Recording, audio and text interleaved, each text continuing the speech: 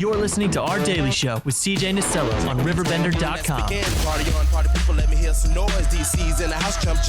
Welcome back, 10:30. When this song bumped out in the amphitheater, man, I saw 1,000 people at least on their feet all night long. DC Glenn back in Alton via Zoom.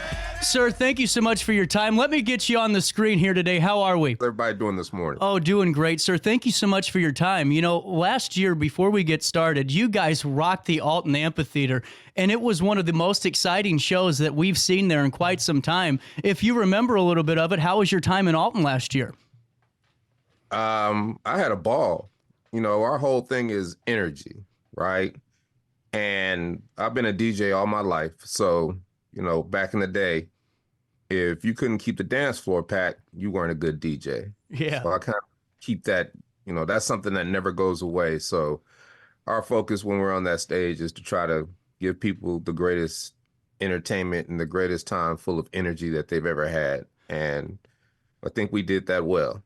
Absolutely. So we had a ball. We had a ball. Absolutely. And, you know, I don't know. I love the amphitheater and seeing that river behind you guys as you were playing, man. It was just awesome. And thank you again for stopping by to Alton. But really just excited to have you here. Someone that's, you know, really just kept your career going, not really a low point in it. And that's what I think so incredible is the fact that we're always, you know, innovating. We're always, you know, re-evolving who we are, how you are as a performer. And it reflects onto all of us as people.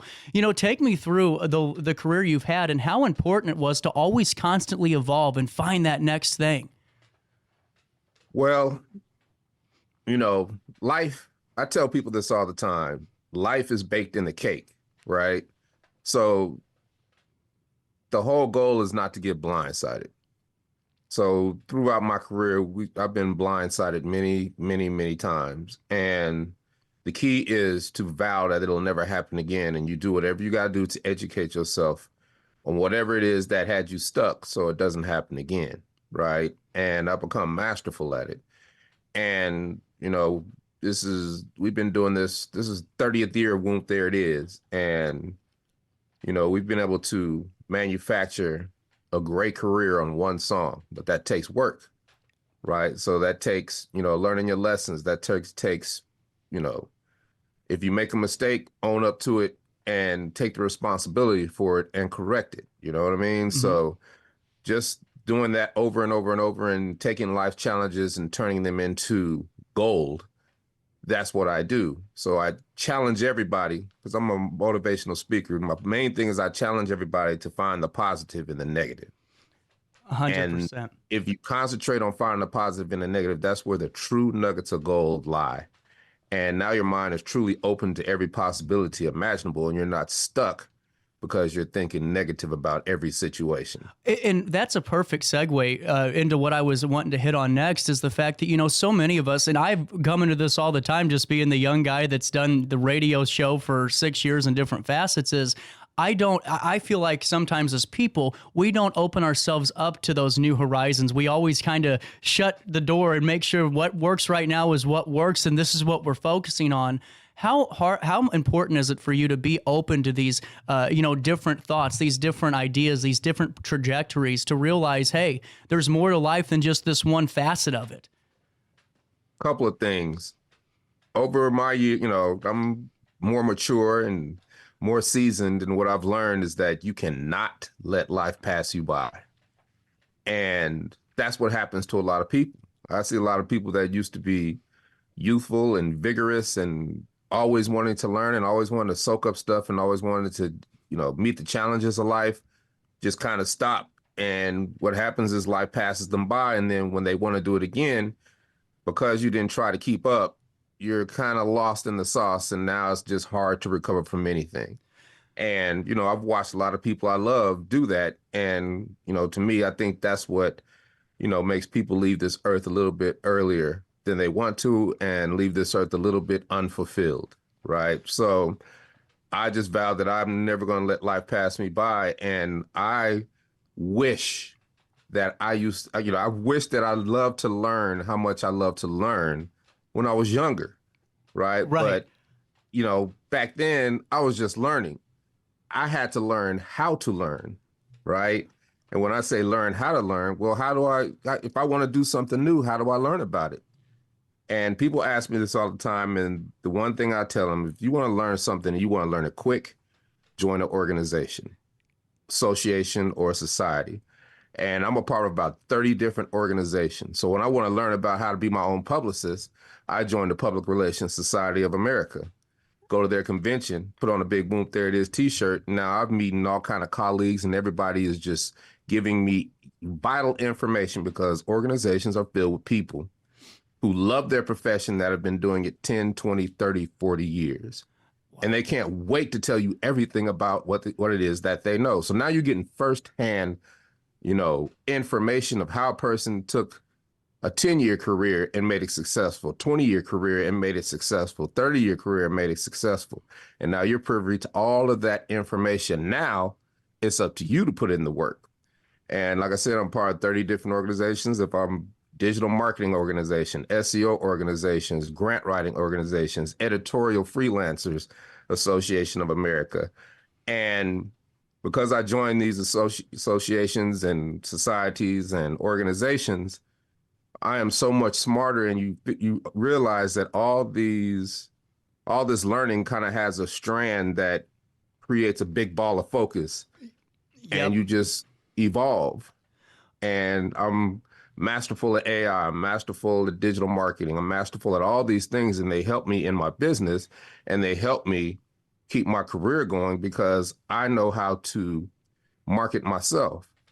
And then I could teach my team, and then now they're learning in the eyes of what I've learned, right? So that's what keeps me going. And, you never say never, but as I get older, I realize a lot of things I used to love, I hate, but this is so new that I think this is gonna be one that I take with me to the grave. So I love to learn, man. Well, I love it. And that's what I think so fascinating too, sir, because now, we're in this digital age where we have all these influencers using rich people's jets to take videos in, and then they tell you it's theirs, and look at this life that I have. But I think it always falls short of the work that you have to put in to get to that point. We all want to have the city on the hill house, but we got to build the hill first.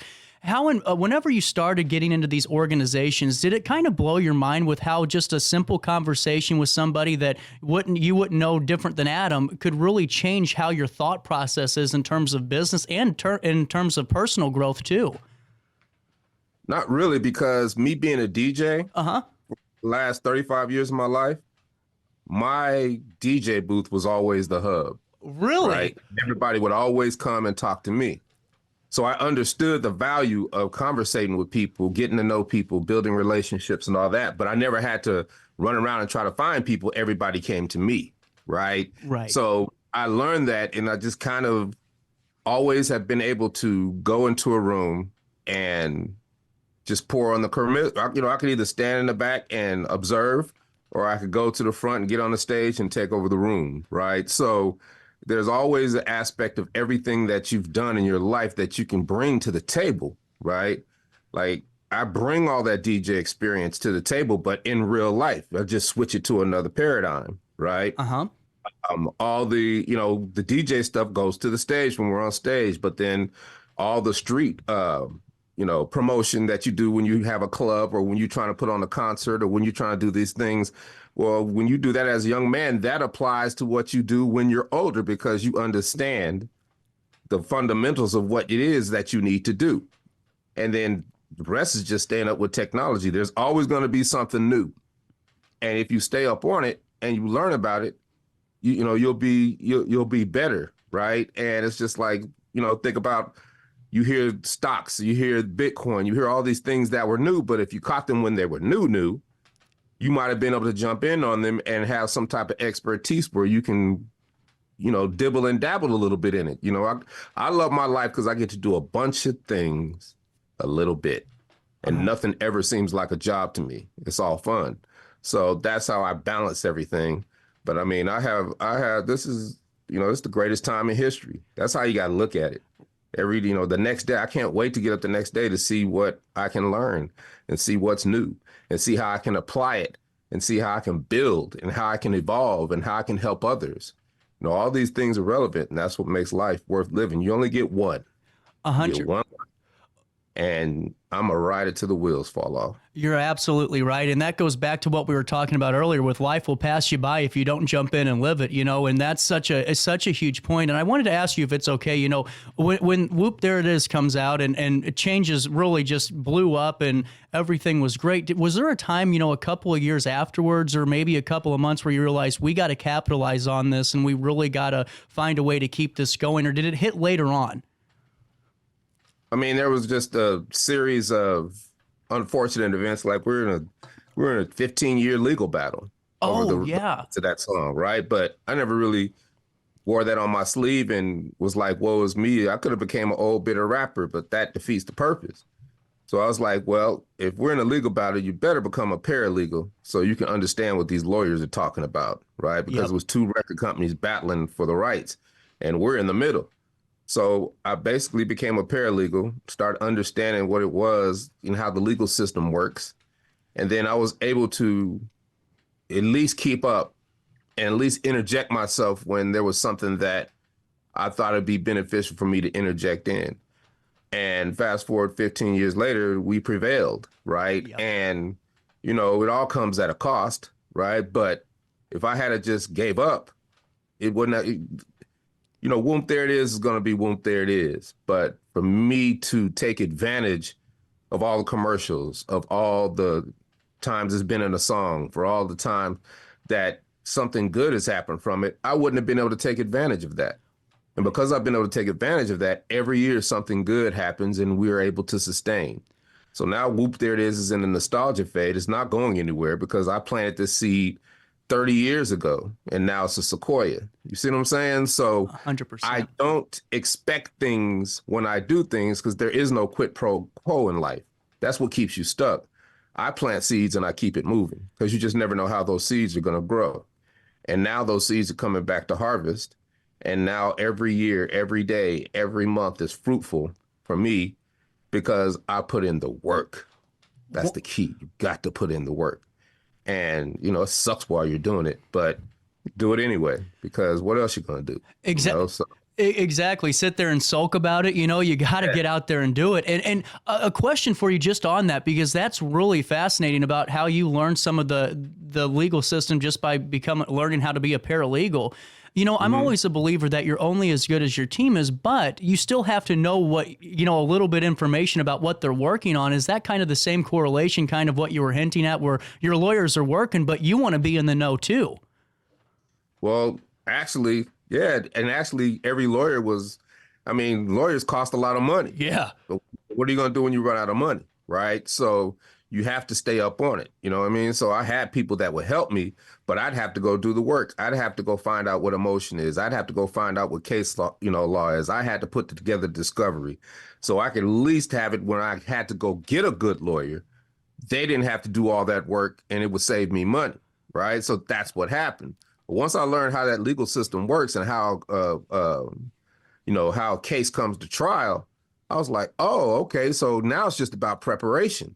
So for me, that taught me everything is about preparation.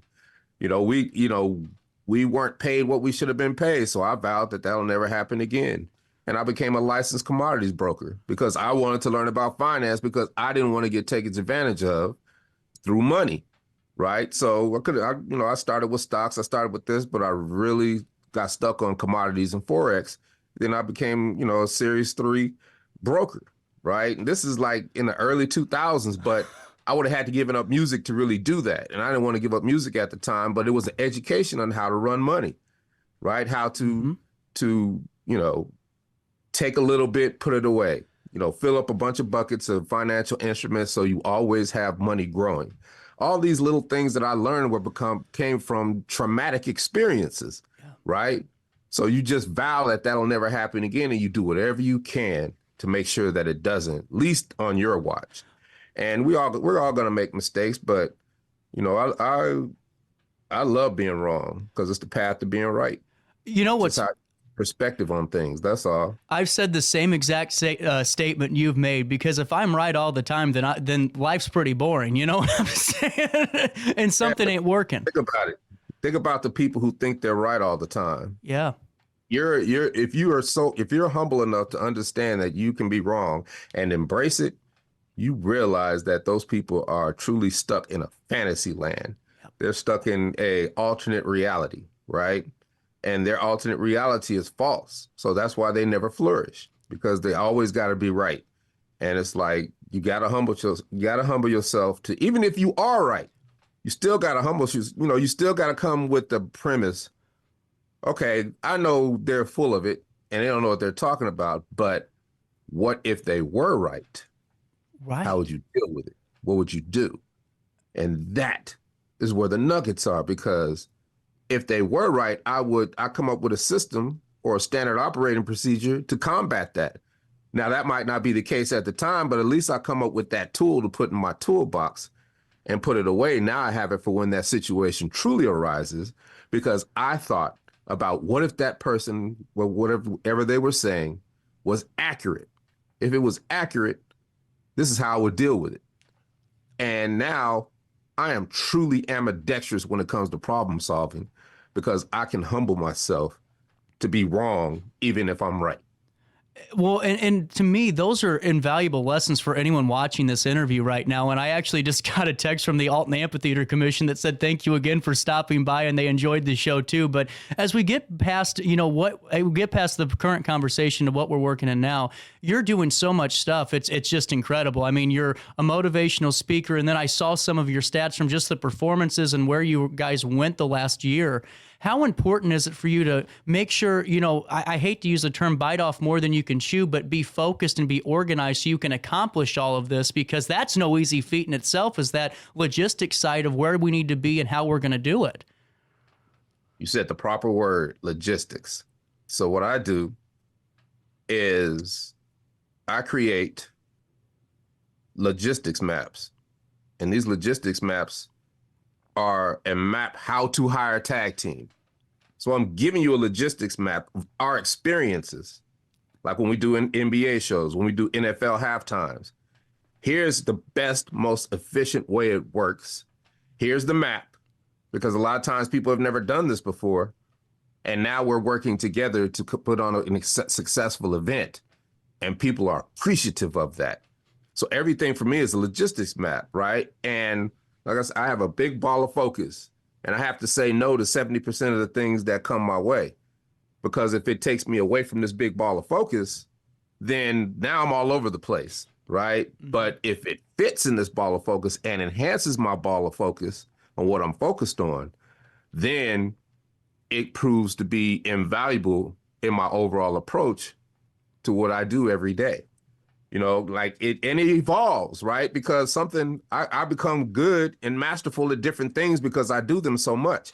See, one might look at it as I'm doing too much. You're doing all kind of everything. You're doing this, you're doing that. But what I'm doing is inching my way to mastery. Yep.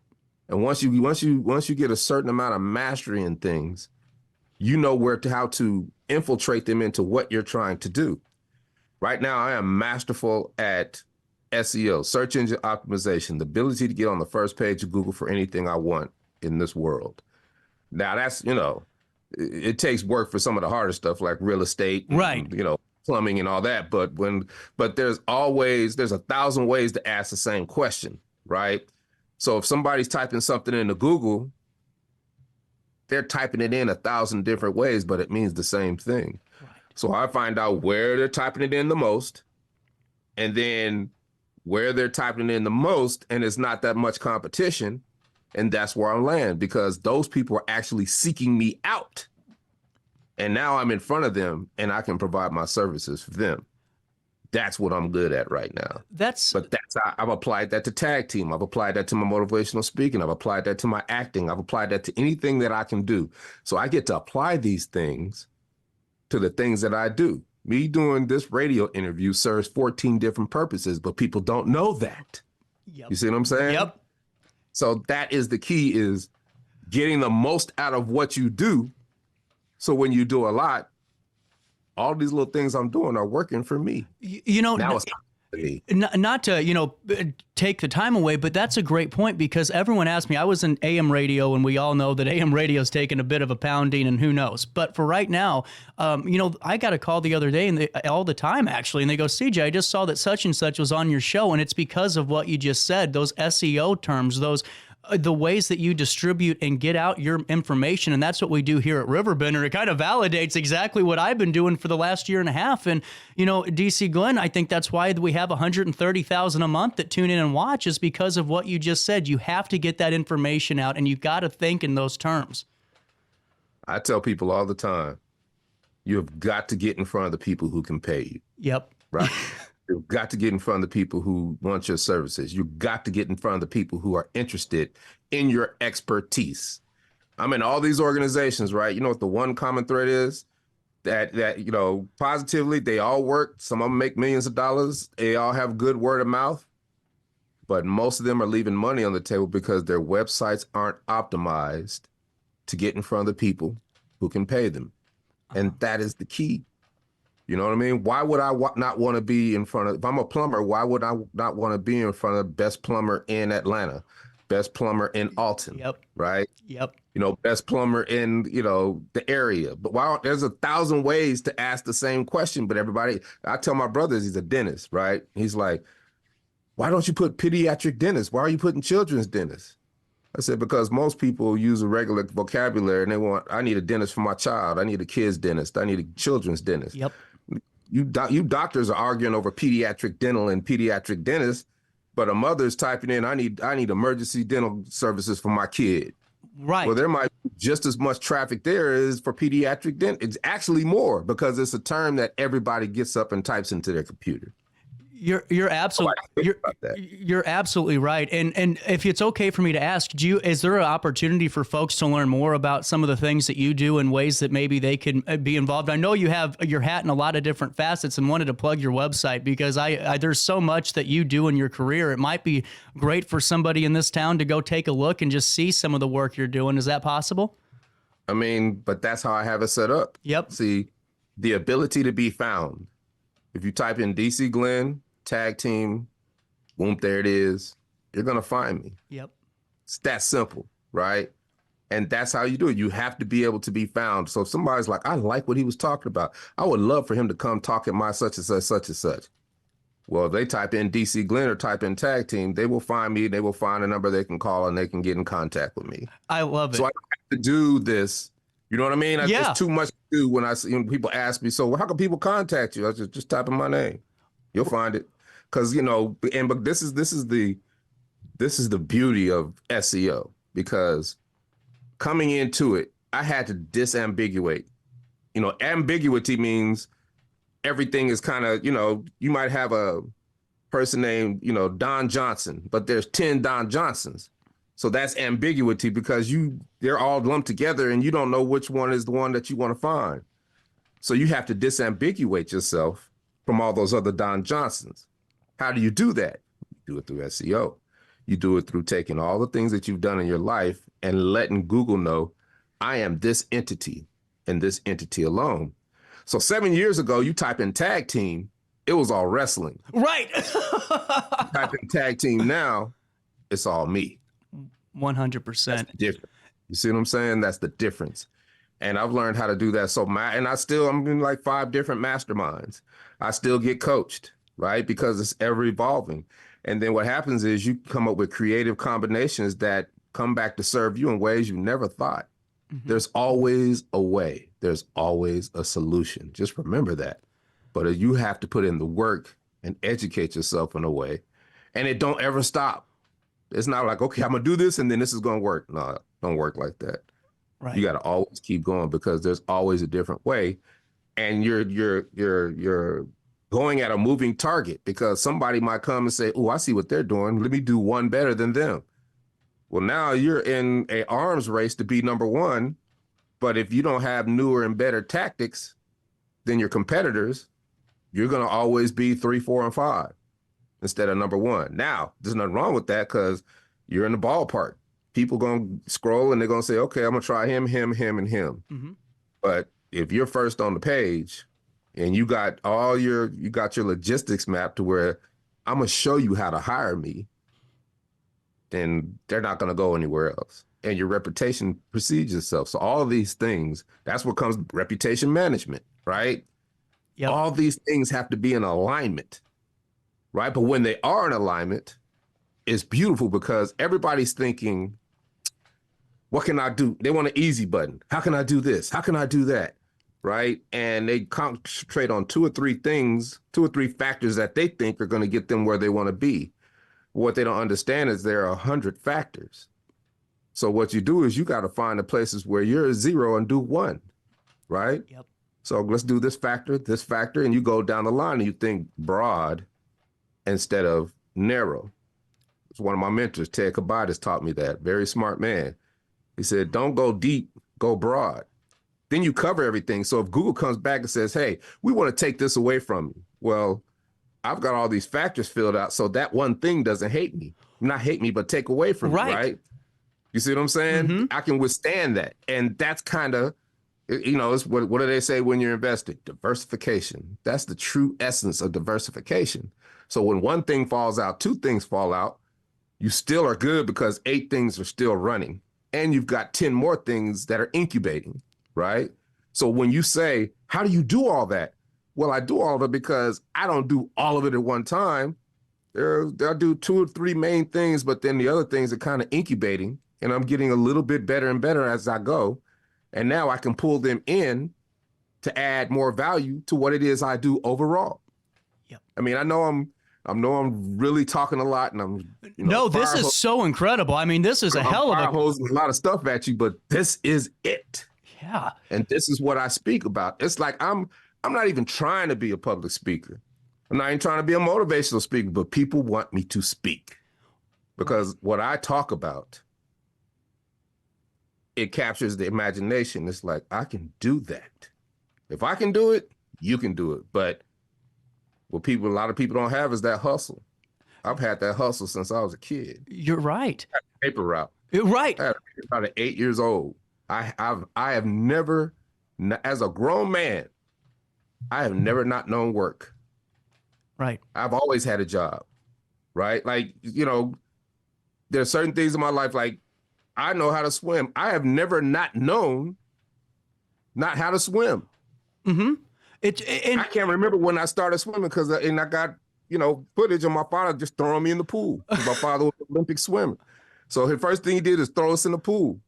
And he taught us how to swim before we could even speak our first words. So I've never not known how to swim. Same with jobs and hustle. I've always done this. I've always had a job. I've always been willing to work.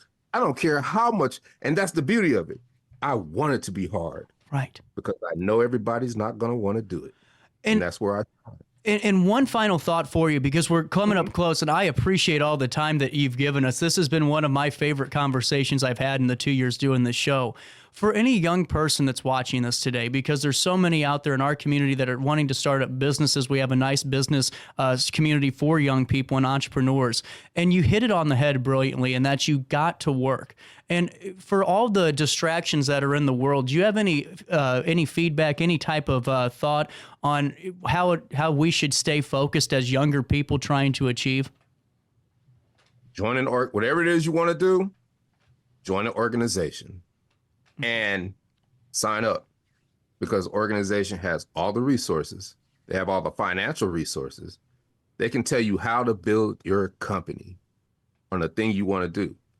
Now, if you don't have the money, just call all the organizations in that field and say, hey, why should I join your organization?